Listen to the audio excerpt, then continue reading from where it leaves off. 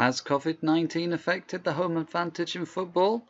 Well, according to the latest Betaminic article, the answer is in, and it has.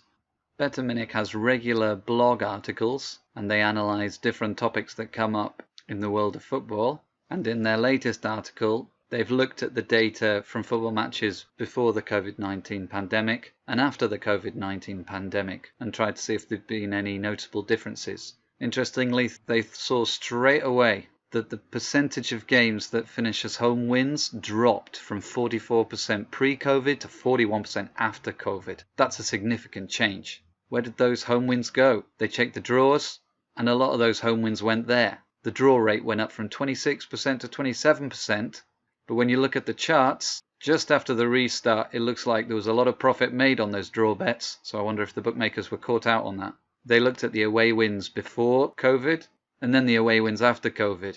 Again, just after the restart, it looks like they had their odds all wrong and bookmakers were losing money. But it seems to have evened out afterwards and they're back to their usual profitable selves. The away win rate went up from 30% to 32%.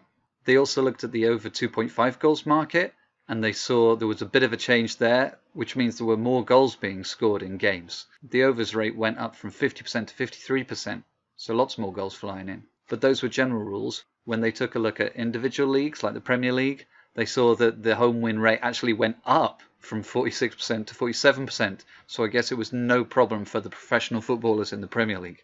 They get paid enough. But in the Spanish Premier League, we see the home win rate went down from 47% to 41%.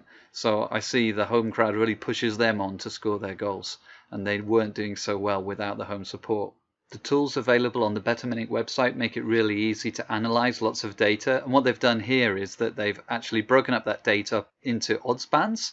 So like the home wins that were between odds ranges of 1 and 2 and between odds ranges of 2 and 3 and 3 to 100.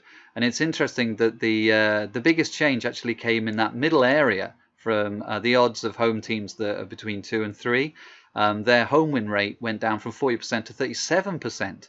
Whereas like the odds-on favourites at home, they just went down 1%.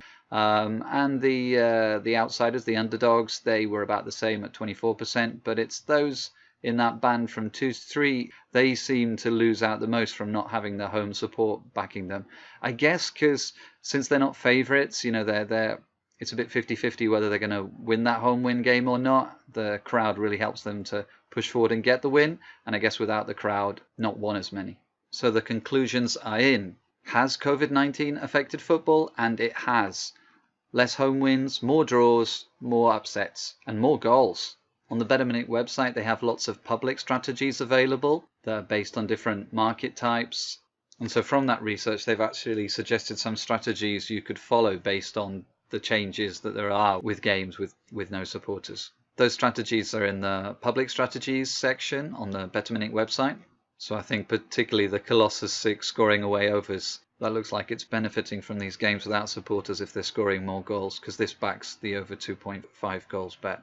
This strategy, Colossus 6 scoring away overs, since that was created, since that was shared, it's made 56 points profit, nearly a 10% yield.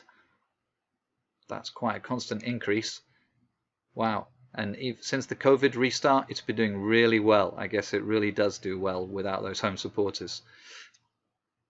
Why are there more goals going in? Well, according to their article, it's because there weren't as many heavy tackles. Maybe players pulling out a bit or not going into it as hard without the fans behind them backing it, or they just don't want to get injured in this situation with the end of the season coming up. If you want to read the full article, go to the betaminic.com website and you can see it in their blog area. And they've got lots of interesting data and ideas about what's happening with these games without home fans.